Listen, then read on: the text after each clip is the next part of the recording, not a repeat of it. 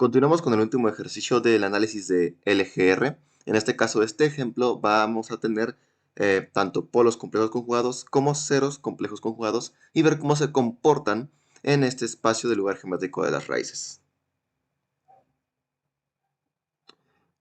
El ejemplo que nos dan a analizar es el sistema g de s igual a s al cuadrado más 4s más 8 sobre el polinomio s a la cuarta más 8s a la 3 más 22s al cuadrado más 20s. Tenemos nuestro espacio complejo de nuestra gráfica y sabemos que lo primero que hay que analizar son los puntos de partida, que básicamente son las raíces del polinomio en el denominador de los polos. Y como segundo punto son los puntos de llegada, que son las raíces del polinomio en el numerador, o sea, los ceros, que son estos aquí. Para facilitar los cálculos vamos a usar MATLAB y observar qué comandos se utilizan para obtener todas estas raíces de manera rápida. Para el cálculo de los parámetros, en este caso para los puntos de llegada y los puntos de salida, tenemos el comando roots de esta matriz, que es el polinomio de nuestro denominador. Y este otro comando roots, que es con la matriz del polinomio en nuestro numerador. Y con esto obtenemos las raíces, como se puede ver aquí. Estas son las raíces de los polos y las raíces de los ceros. Como punto número 3, tenemos que ver cuántas ramas o cuántas trayectorias, por así decirlo, tiene nuestro sistema. En este caso sabemos que el número de ramas va a ser igual a los polos y como hay 4 polos, entonces el número de ramas es igual a 4. Hay que ver si el sistema es simétrico con respecto al eje real, o sea, como si fuese una hoja de papel lo doblamos y si vemos si es simétrico, entonces está cumpliendo este cuarto punto, lo cual más adelante observamos que en efecto es simétrico. Como punto número 5 tenemos las zonas sobre el eje real. Ya sabemos la regla, vamos a volver a aplicarla. Nos colocamos sobre una zona y vemos si a la derecha hay algún elemento, ya sea un polo o un cero, y lo contamos. Si no hay, entonces esta no pertenece a la zona del LGR.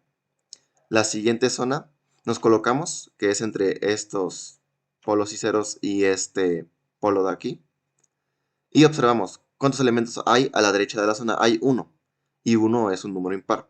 Por lo tanto, esta zona que está entre este polo y este otro de acá, y entre estos dos ceros, pertenece al LGR. Nos colocamos en la siguiente zona, que es esta de aquí, y observamos cuántos elementos hay a nuestra derecha. 1, 2, 3, 4. Por lo tanto, como no es un número impar, no pertenece esta zona al LGR. Y la última zona, que es la de acá, contamos cuántos elementos hay a la derecha. 1, 2, 3, 4, 5 y 6. Como es un número par, no pertenece al LGR.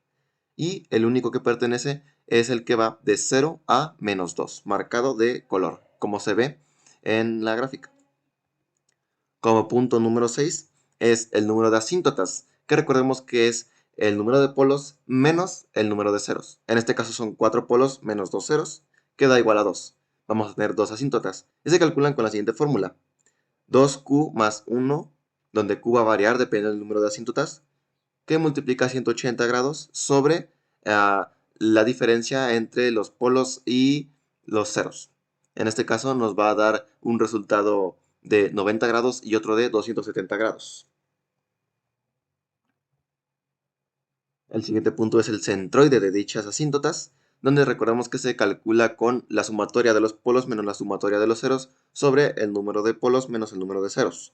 Sustituimos dichos valores y nos da un resultado de menos 2. Así que nuestro centroide se va a ubicar en menos 2 con asíntotas de 90 grados y 270 grados, como se ve en la gráfica. Lo siguiente es el punto de ruptura. Recordemos que es la derivada de la función BDS sobre ADS igual a 0. Ya sabemos de dónde salen. Si no, lo vuelvo a poner aquí. Esta función chiquita que vemos aquí es el resultado del feedback con ganancia K de nuestro sistema. Nosotros obtenemos el polinomio característico, que es el que está en el denominador, que es esto de aquí, y aquellos elementos que están siendo afectados por la K, la ganancia K, es la función ADS. Y aquellos elementos que no están siendo afectados por la ganancia K es la función BDS. Lo igualamos a 0 y ya sabemos, digamos, la fórmula en la que hay que sustituirlo para obtener dicho punto de ruptura, que es la siguiente. Sustituimos, seguimos desarrollando dicha sustitución con las derivadas y los productos que haya, y con ayuda de MATLAB observaremos cómo se resuelve el polinomio que nos queda para obtener las raíces. Declaramos sims s y realizamos un expand para ahorrarnos el trabajo de hacer todos estos cálculos. Ya MATLAB los hace y obtenemos este resultado que visualizamos aquí. Y este resultado lo metemos en el comando roots para poder obtener sus raíces, que son estas de acá. Y ya con estas raíces tenemos básicamente el punto de ruptura ya definido. De todas las raíces que obtuvimos, la única que entra sobre una zona que previamente habíamos visto sobre el eje real es aquella que es igual a menos 0.84, que está representada de color rojo sobre la zona del eje real. Ahora, lo siguiente son los ángulos de salida de los polos complejos conjugados. Esto es un cálculo nuevo que vamos a mostrar cómo se hace. En las anteriores clases vimos cómo calcular la condición de fase y la condición de magnitud de un punto de prueba sobre el eje R. Básicamente es el mismo procedimiento, pero aplicado sobre un polo. En este caso, yo voy a elegir este polo de aquí, ya que este polo y este polo son complejos conjugados, al igual que este 0 y este 0 son complejos conjugados. O sea, complejos conjugados es que tienen el mismo valor en el eje real, pero el valor opuesto en el eje imaginario. Si aquí es 2, acá es menos 2. Si aquí es 1, acá es menos 1. Entonces, estos polos van a generar una trayectoria que van a dirigirse hacia las asíntotas o hacia algún cero. Sin embargo, esta trayectoria va a tener un ángulo de salida específico para polos complejos conjugados. Hay que calcular ese ángulo de salida para más o menos tener en cuenta cómo va a ir la trayectoria de dicho polo. En mi caso, voy a elegir el polo que está aquí, el que se encuentra en menos 3, J. Vamos a aplicar un método muy similar al que utilizamos para calcular la condición de magnitud y de fase de un punto de prueba. O sea, vamos a utilizar ese polo como si fuese un punto de prueba y vamos a extender líneas hacia cada uno de los elementos, como lo podemos observar, para calcular el ángulo que cada elemento tiene sobre ese polo, y su ángulo va a ser siempre en contra de las manecillas del reloj. Una vez sabiendo esto, podemos empezar los cálculos. Vamos a empezar primero con los cálculos de los polos, de las líneas que están en color rojo.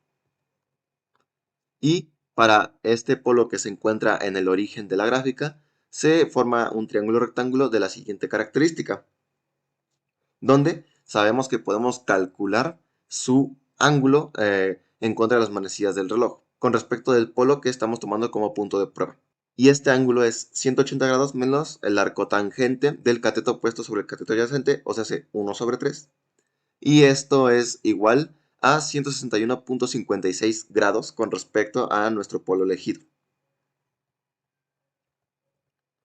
El siguiente triángulo rectángulo que se forma es este, y de igual manera vamos a calcular su ángulo en sentido contrario de las manecillas del reloj, que da como resultado 180 grados menos el arco tangente de 1 sobre 1, que es igual a 135 grados. El último polo, que es el complejo conjugado, es muy fácil. Sabemos que como están alineados, su ángulo va a ser de 90 grados. Así que en este no hay problema de hacer cálculos, porque sabemos que el ángulo va a ser de 90 grados. Ahora vamos con los ángulos de los ceros, donde se forma este triángulo rectángulo grandote de aquí. Y de igual manera calculamos su ángulo con respecto a nuestro polo punto de prueba en contra de las manecillas del reloj, dándonos este análisis como 180 grados menos el arco tangente del cateto opuesto sobre el cateto adyacente, o sea, 3 sobre 1, igual a 108.43 grados. Y con el último elemento, que es el siguiente cero, tenemos este triángulo que se forma aquí,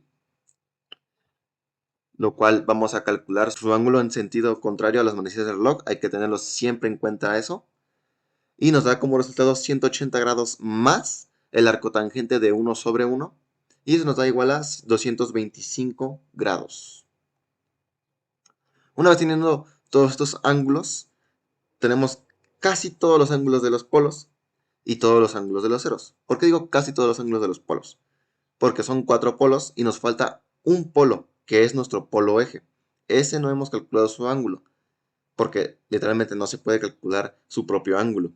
Entonces, a ese polo que nos falta, decimos que es un ángulo X, un ángulo faltante, como lo observamos aquí.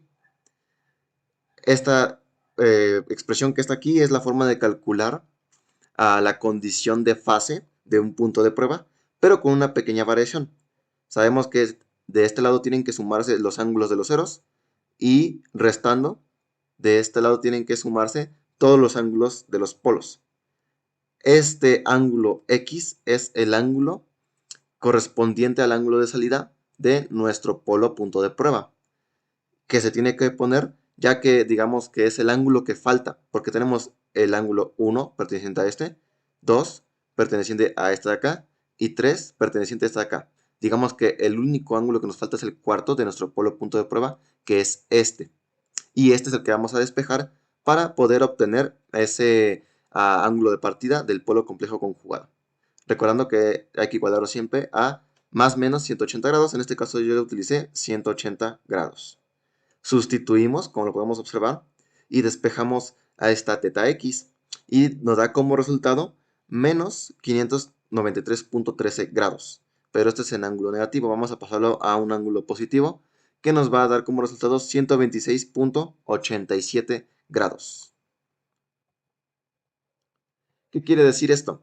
Que el ángulo de al menos este polo complejo conjugado va a salir con una dirección de 126.87 grados, su dirección hacia las asíntotas. Y como es complejo conjugado, ya no hace falta realizar el mismo procedimiento con el otro polo correspondiente a la misma coordenada en el eje de los reales, debido a que es básicamente el ángulo opuesto. Si aquí es 126.87 grados, acá abajo va a ser menos 126.87 grados. Es muy sencillo de obtener este ángulo de partida si entendemos los conceptos de condiciones de fase que vimos previamente en los videos anteriores. Dibujando las trayectorias nos queda de la siguiente forma. Observamos que hay 4 ramas en esencia, como lo habíamos calculado antes. Una rama que se dirige hacia este cero, otra rama que precisamente las dos salen del punto de ruptura, que se dirige hacia este otro cero, y las otras dos ramas, esta, que con un ángulo de 126.87 grados sale y se dirige a más infinito sin tocar la asíntota, y esta otra que de igual manera sale a menos 126.87 grados, que se dirige a menos infinito, obviamente sin tocar esta recta porque son asíntotas. Y por último, hay que calcular la ganancia crítica K. Esta ganancia sabemos que se obtiene del polinomio característico con retroalimentación, K en este caso, y la vamos a tratar de calcular con otro método distinto, que en este caso va a ser por Routh-Hurwitz. Hacemos nuestro acomodo de Routh-Hurwitz. Si no saben cómo aplicar Routh-Hurwitz, en el canal también ya hay videos de cómo hacer este método para obtener la ganancia K. Tenemos que obtener nuestro determinante y el primer determinante nos da un resultado de 19.5 más 0.5K y lo colocamos en nuestra primera columna. El siguiente determinante nos da un resultado de 8K y lo colocamos en la siguiente columna. Y en la última columna sabemos que queda un 0. Regresando a la primera columna, realizamos de nuevo nuestro determinante y nos queda un resultado muy grande que es 2K al cuadrado más 24K más 390 sobre 19.5 más 0.5K. Colocamos los resultados y sabemos que posteriormente a la siguiente columna va a ser 0.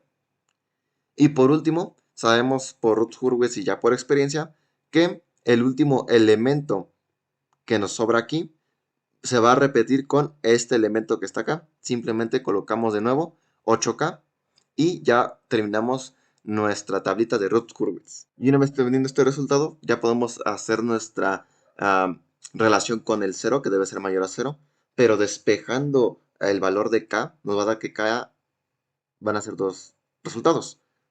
Va a ser que K1,2 sea igual a menos 6 más menos 12.6J. ¿Qué indica esto? No puede existir una ganancia compleja. Esto indica que el sistema no tiene ganancia crítica o su ganancia crítica es cero. Por lo tanto, podemos concluir que para este sistema no existe una ganancia crítica K. Ya teniendo todos estos resultados, vamos a meter, digamos, los datos de nuestra función de transferencia o de nuestro sistema MATLAB para obtener la gráfica. Por último, graficamos el LGR. Tenemos que poner el numerador y el denominador de nuestra función de transferencia. Los colocamos en el comando transfer function para generarla y con el comando rlocus metemos dicha función de transferencia generada para que así nos dé la gráfica pertinente de nuestro LGR, como se puede observar. Una vez teniendo todos los resultados, comparamos un poco el dibujo de MATLAB con el dibujo que hicimos a mano y observamos que tiene parentescos muy similares, por lo que podemos concluir que nuestro sistema es correcto y nuestra aproximación también es correcta. Eso ha sido todo por el video. Creo que con eso terminamos los ejercicios para el análisis del LGR. Y en la siguiente clase vamos a empezar un poco con controladores o adelantos de fase, atrasos de fase. Añadir cosas a nuestro LGR para que tengamos esa oportunidad de mover polos y así hacer que un sistema sea estable o mejore su respuesta. Así que nos vemos hasta el siguiente video. Chao, chao.